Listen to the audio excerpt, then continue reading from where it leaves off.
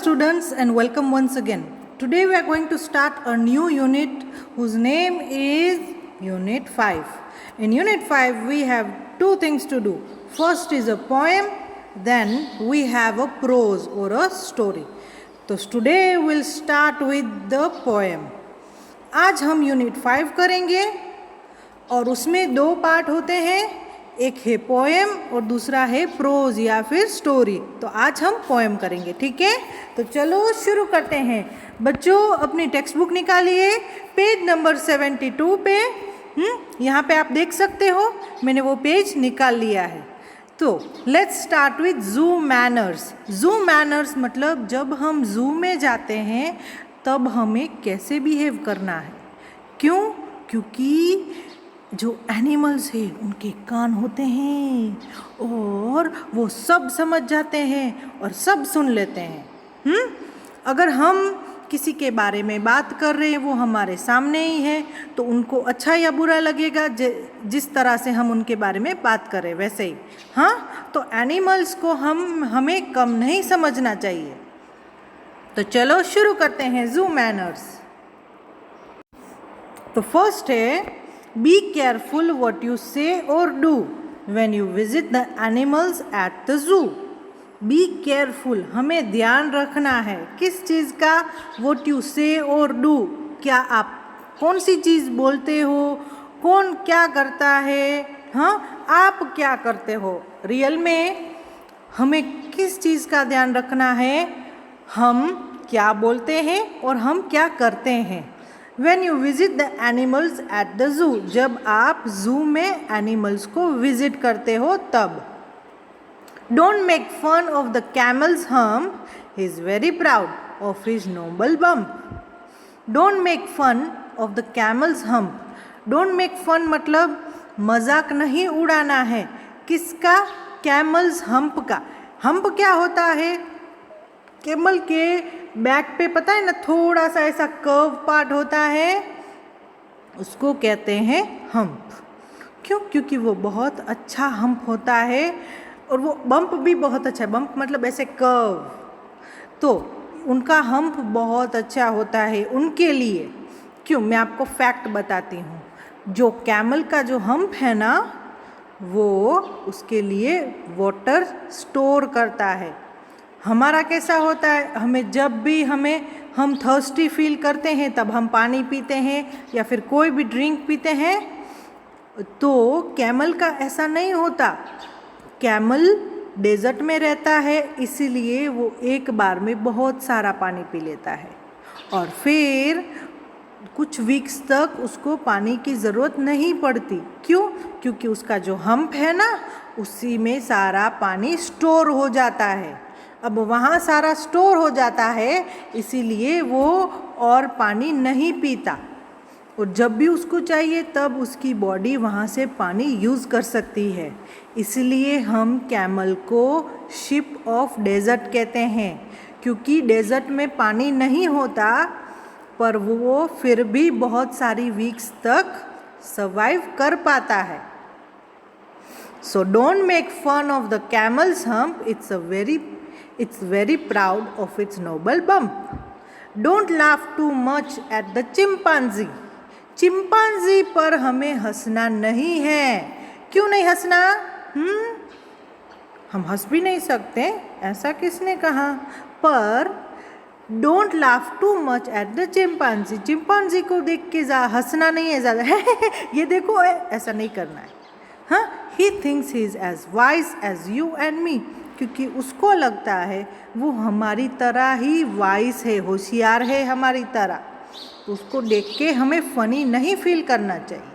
हाँ, फ़नी होता है तो हंसो, ज़्यादा नहीं. हाँ हाँ हाँ हाँ, पूरे दिन नहीं करना है. तो don't laugh too much at the chimpanzee.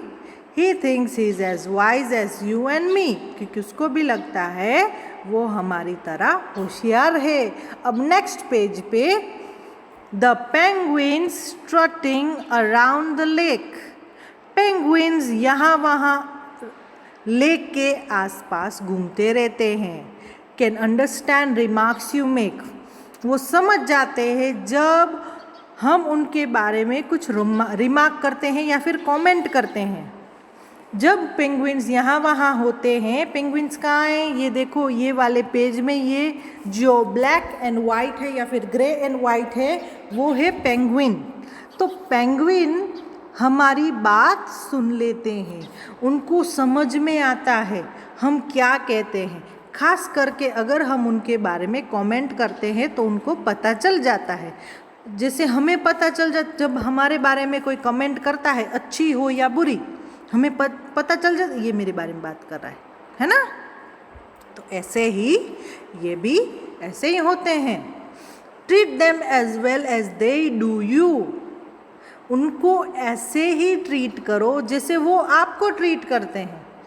अब हम जब भी ज़ू में जाते हैं तब एनिमल्स हमें बहुत अच्छे से ट्रीट करते हैं, तो हमें भी उन्हें अच्छे से ट्रीट करना है। And you will always be welcome at the zoo. अगर आप ये सब चीज़ें करोगे तो आपके लिए ज़ू के दरवाजे हमेशा खुले रहेंगे। आप कभी भी जाओ और एनिमल्स को परेशान मत करो, तो आप कभी भी वहाँ आ सकते हो। क्योंकि जब हम किसी के घर में जाते हैं या कहीं और जाते हैं तो हम कुछ बुरा नहीं करते। क्यों?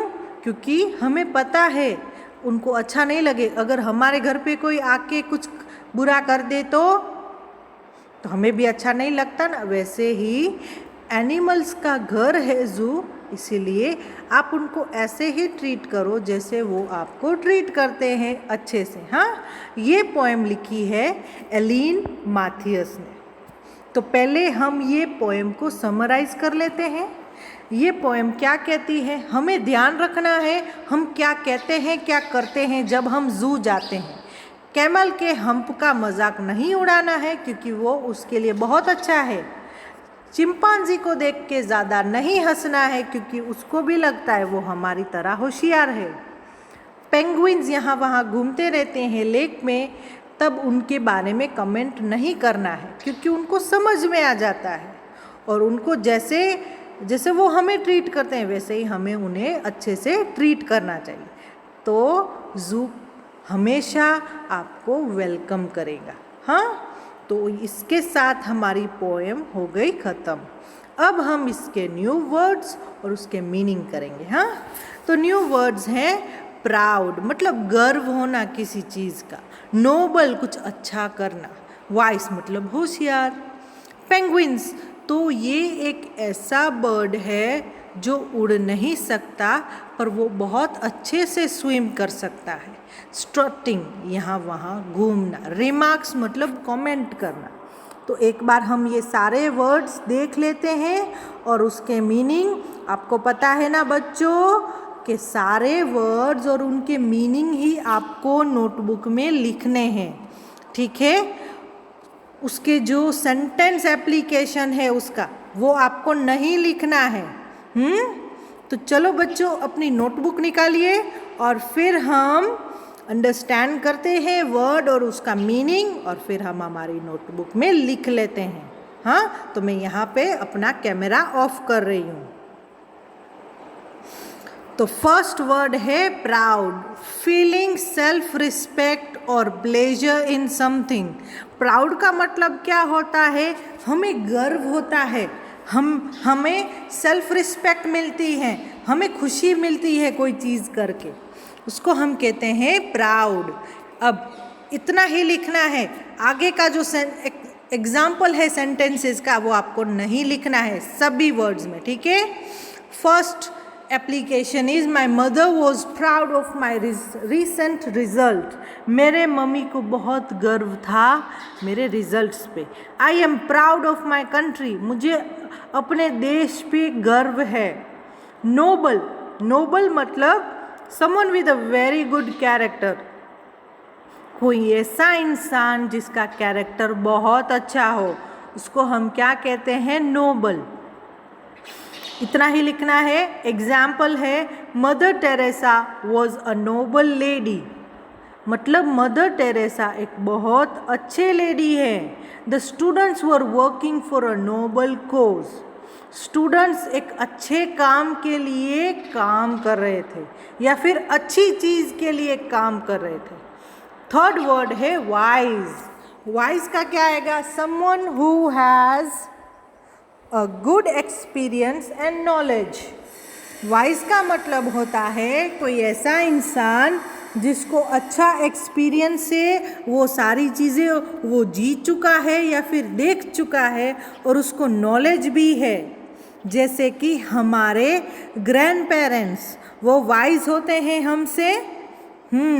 तो इसका सेंटेंस एप्लीकेशन है श्लोक वॉज अ वाइज किंग। श्लोक एक बहुत एक्सपीरियंस्ड और नॉलेजेबल किंग था। अब हम वॉज यूज़ करें मतलब था, हाँ, तो Ashok was a wise king, वो बहुत होशियार राजा था। He took a wise decision in his business deal. उसने एक बहुत अच्छा डिसीजन लिया अपने बिजनेस के लिए, या फिर उन्होंने एक बहुत अच्छी बिजनेस डील डिसाइड की। पेंगुइन, फोर्थ है penguin, a large sea bird with wings for swimming under water. एक बड़ा सा सी बर्ड जिसके विंग्स है पर वो उड़ता नहीं है, वो क्या करता है? पानी के अंदर स्विम करता है। इसका सेंटेंस एप्लीकेशन है she was dancing like a penguin in rain. वो पेंगुइन की तरह डांस कर रही थी बारिश में। Penguins favourite food is fish. Penguin का फेवरेट खाना है fish. Strutting, strutting means to walk with a proud air, मतलब गर्व से चलना, उसको हम क्या कहते हैं? स्ट्रटिंग। एग्जाम्पल है he was strutting when he won the music competition. वो गर्व से चल रहा था जब वो म्यूजिक कॉम्पिटिशन जीत जाता है। She strutted down the catwalk. वो गर्व से चलती है कैट वॉक पे। कैट वॉक आपको पता है, जो फैशन में जो जगह होती है जहाँ पे लोग चलते हैं, खास करके जो मॉडल्स या फिर डिज़ाइनर्स, उसको हम वो हम पोडियम कहते हैं जहाँ पे वो चलते हैं। जो स्टाइल है चलने की उसको हम कहते हैं cat walk. Remarks, to say something as a comment. इसका मतलब होता है कमेंट करना किसी चीज़ पे। एग्जाम्पल है her teacher's remarks made her feel bad. उनके टीचर्स के जो रिमार्क थे उससे उसको बहुत बुरा लगा। You should give remarks at the bottom of the test paper. आपको रिमार्क्स पेपर के नीचे देने चाहिए। कौन से पेपर के नीचे? टेस्ट पेपर के बॉटम पार्ट में। तो इसके साथ हमारे सारे न्यू वर्ड्स हो गए, उनके मीनिंग हो गए, जो आपको अपनी नोटबुक में लिखने हैं। फिर हमने उसको सेंटेंस में कैसे अप्लाई करते हैं वो भी सीखा। अब नेक्स्ट हम क्या करेंगे? हाँ, अब हम इसके क्वेश्चन आंसर्स करेंगे। तो लेट्स गेट स्टार्टेड। अपनी नोटबुक में ही आपको लिखना है, पर बच्चों एक चीज़ ध्यान में रखिए, आपको क्या करना है? आपको सिर्फ क्वेश्चन और इसका आंसर लिखना है। बीच में जो भी चीज़ें हैं जैसे ये और ये सब नहीं लिखना है, ठीक है? अब what do you see at the zoo? Question लिखा, साइड में 1 कर दीजिए और क्वेश्चन लिखिए। और ये सब आपको न्यू पेज से शुरू करना है। क्यों? क्योंकि हम नया यूनिट शुरू कर रहे हैं। तो पहले आप क्या करोगे? ऊपर लेफ्ट साइड पे आप लिखोगे यूनिट 5, बीच में आप लिखोगे जू मैनर्स। आपको स्पेलिंग नहीं आता है तो टेक्स्ट बुक में आपके पास वो वर्ड है, ये रहा जू मैनर्स। उसके बाद साइड में मतलब राइट साइड पे क्या होगा? राइट साइड पे डेट लिखनी है आपको आज की, ठीक है? फिर आपको क्वेश्चन 1 मार्जिन लाइन के साइड में लिखना है। उसके बाद हमें क्वेश्चन शुरू करना है। तो वहाँ आप कौन सा क्वेश्चन लिखोगे? What do you see at the zoo? आप जू में क्या देखते हो? अब इसका आंसर जो है वो नीचे की नई लाइन से शुरू करना है। हाँ, we see various animals and birds at the zoo. हम जू में बहुत अलग अलग टाइप के एनिमल्स और बर्ड्स देखते हैं। What does the camel have on its back? Camel के बैक पे उसके पास क्या है, या फिर कैमल के बैक पे क्या है? The camel has a hump on it's back. Camel के बैक पे एक हम्प है। देन और भी क्वेश्चन है हमारे पास। Have you been to a zoo? अब देखो यहाँ पे सारे क्वेश्चन एक साथ हैं, पर आपको ऐसे नहीं लिखना है। आपको क्या करना है, क्वेश्चन और फिर नीचे आंसर लिखना है। Have you been to a zoo, तो इसका आंसर क्या आएगा? फर्स्ट वाला, yes I have been to a zoo when I was 6 years old. आप इसमें ओल्ड खा गए हैं तो हम लिख देते हैं OLD, फिर डॉट आएगा, ये वाला डॉट नहीं आएगा। आई have been to a zoo when I was 6 years old. मैं जब 6 साल की थी तब मैं जू गई थी। अब अगर आप उससे भी पहले गए थे, जब आप 3 या फिर 4 साल के थे, या फिर आप 7 years के थे तब, तो आपको क्या करना है, आप वहाँ पे नंबर चेंज कर दोगे। ठीक है। Next, name the animals which you have seen in a zoo. Animals के नाम बताइए जो आपने जू में देखे थे। Say the names in your own language and then in English. आपको यहाँ इंग्लिश में ही लिखने हैं। तो यहाँ पे कौन कौन से एनिमल्स है जो आपने जू में देखे थे। अब ये पोएम रिलेटेड नहीं है, इसलिए आपने जो भी रियल लाइफ में जू में एनिमल्स देखे थे वो आप यहाँ पे लिख सकते हो। ठीक है, ज़रूरी नहीं है कि आप यही कॉपी करो। I have seen tiger, lion, giraffe, elephant and monkey in the zoo. मैंने टाइगर, लायन, जिराफ, मंकी और एलिफेंट को देखा है जू में। नेक्स्ट क्वेश्चन है हमारे पास, name the animal you like the most and why. एक एनिमल का नाम बताइए जो आपको बहुत अच्छा लगा और क्यों। तो इसका आंसर अगर मैं अपनी तरह से बोलूँ या फिर स्टैंडर्डाइज आंसर है, I liked monkey the most because it can act exactly like me. मुझे मंकी सबसे ज़्यादा पसंद आया। क्यों? क्योंकि वो मेरी तरह ही बिहेव कर रहा था। He was कॉपिंग me when I was dancing. वो मेरी कॉपी कर रहा था जब मैं डांस कर रही थी तब, या फिर मैं डांस कर रहा था तब। He too danced in the same way. वो मेरी तरह ही डांस कर रहा था। मैं ऐसे टिंग टिंग टिंग टिंग कर रही थी तो वो भी कर रहा था। नेक्स्ट क्वेश्चन है, did you feed any animals at the zoo? Should we tease animals? क्या आपने जू में कोई भी एनिमल को खाना खिलाया था? टीज करना मतलब परेशान करना। क्या हमें एनिमल्स को परेशान करना चाहिए या नहीं?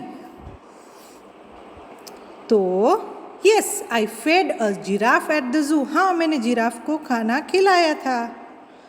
तो हम क्या, अगर आपने जिराफ को नहीं किसी और एनिमल को खाना खिलाया था तो आप क्या लिखोगे? येस आई हैव फेड, फिर वहाँ जिराफ के बदले में जो भी एनिमल को आपने खाना खिलाया उसका आप वहाँ नाम लिखोगे। ठीक है। No, we should not tease animals. हमें एनिमल्स को परेशान नहीं करना चाहिए। अगर कोई हमें परेशान करे तो कैसा लगता है? हमें भी अच्छा नहीं लगता। वैसे ही एनिमल्स को भी अच्छा नहीं लगता। We should always love them and take care of them. हमें हमेशा उन्हें प्यार देना चाहिए और उनका ध्यान रखना चाहिए। अब और क्या है हमारे पास? कुछ वर्ड्स हैं। तो listen and put a tick against the words that the teacher says. आपको सुनने हैं वर्ड्स और आपको टिक करने हैं। ठीक है। तो यहाँ पे कुछ वर्ड्स हैं, आप देख सकते हो।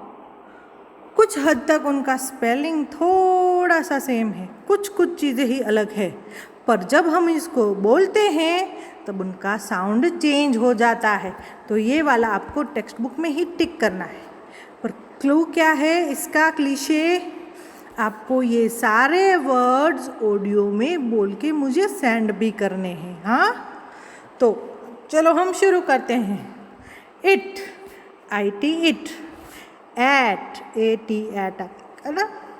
थिंक, तो ये वाला थिंक। थैंक मतलब किसी चीज़ के लिए हम शुक्रगुजार हैं। फैन, FAN फैन मतलब पंखा, मैंने लाइन चेंज कर दी। फन, फन मतलब कोई भी चीज़ जो हमें बहुत अच्छी लगती हो। मैच, कोई चीज़ को मैच करना, मैच द फॉलोइंग। मच मतलब बहुत ज़्यादा। वेल मतलब कुआं, वॉल मतलब दीवार। तो पहले हम लेफ्ट साइड वाले सारे वर्ड्स पढ़ लेते हैं या फिर राइट वाले, दोनों साथ में पढ़ेंगे ताकि हमें साउंड में जो डिफरेंस है वो पता चले। It, at, think, thank, fun, fan, much, match, well, wall. तो आपको प्रोनाउंसिएशन में डिफरेंस पता चल रहा है ना। आप सुनते हो तो भी थोड़ा अलग साउंड आता है। तो आपको ये सारे वर्ड्स ऑडियो में बोल के मुझे सेंड करने हैं, ठीक है। और जो क्वेश्चन आंसर्स है वो आपको अपनी नोटबुक में लिखने हैं। तो एक बार हम समराइज कर लेते हैं। आज हमने क्या किया, पहले तो हमने पोएम समझी, फिर न्यू वर्ड्स और उसके मीनिंग लिखे नोटबुक में, क्वेश्चन आंसर्स लिखे हमने नोटबुक में, फिर हमने put the tick against the words that the teacher says, मतलब हमने टिक किए वर्ड्स जैसे हमने सुने, और फिर इसका ऑडियो मुझे सेंड करना है। ये सब वर्क आपको कल सुबह 10 बजे से पहले मुझे सेंड कर देना है, ठीक है। आपको कोई भी डाउट हो तो आप ये वीडियो फिर से देख सकते हो या फिर मुझे डायरेक्टली पूछ सकते हो, ठीक है। आज के लिए इतना ही, बाय बाय।